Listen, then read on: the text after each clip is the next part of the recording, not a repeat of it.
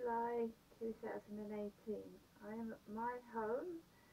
It's really hot in this studio flat. It's unbearable. It's difficult to sleep in the heat. It's nice to have sun and such dry weather, but it's very difficult in this country to cope with the heat.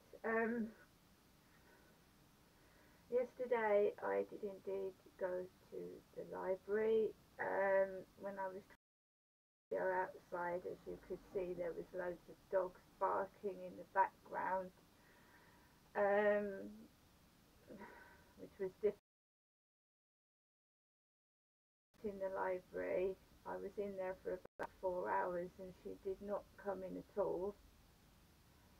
I was left alone, which was good. No one sat either side of me, and I got on with writing my diary, which I've got here, and I shall fill in as the day goes on. After the library, I went into Sainsbury's, and then I came home, and on the floor was a little black parcel.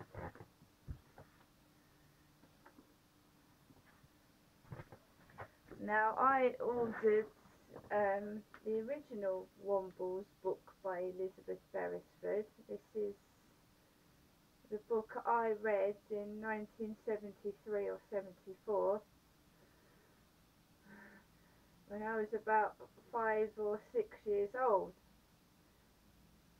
That is the book I remember. It's a lot thinner, but it's got exactly the same wording. So I stayed indoors for the remaining part of yesterday.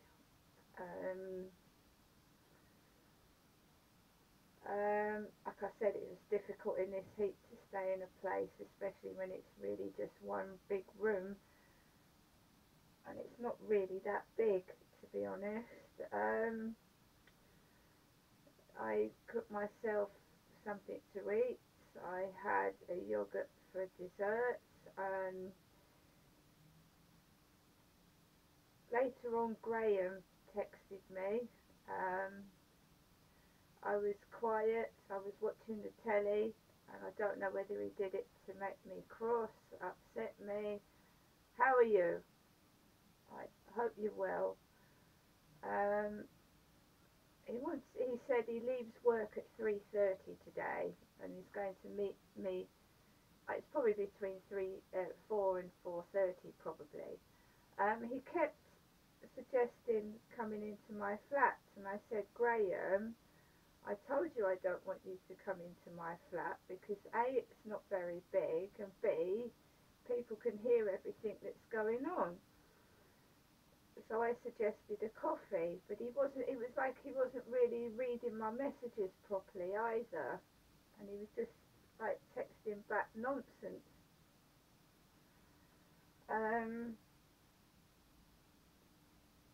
It just didn't feel like he was taking any notice of what I was saying, really. So at the moment, as from last night, Graham is still supposed to be meeting me here, but he's not coming in. I've said, suggesting going for a coffee. And that was that. Then after Graham had gone off, somebody repeatedly rang my phone 5 times, which I didn't answer because I didn't know who it was. I proceeded to do a bit of tidying up in here, because I obviously want to move in the future. I don't like it here, as you well know, for various reasons. So I started sorting out bits and putting them in bags to go out to the rubbish, and it was getting on for 9:30, 10 o'clock. And I went out with 4 bags of rubbish to the bin, and there was this car coming up the driveway as I was coming back from the bins. It was an Indian guy delivering take away food to someone in the flats. And his lights were blaring in my eyes, and I got into the flat, looked out the window, and saw he was, as I was talking about the other day about Jay, that I saw at Fairfield Court, a really bearded Indian with a black white bandana around his head, the takeaway delivery driver. I don't normally go out after about 9 out of here on my own, and I noticed that the security lights on the top floor where me and my neighbour live is not working. That it's not by my door, it's by my neighbour's. So I went out in complete darkness, and I could have tripped down the stairs, but never mind. I didn't know it wasn't working because I don't go out when it's dark, you see. So the security light has gone. I just don't want what happened at Stanley Road to happen, and that Alexandra Road where they cut the security lights.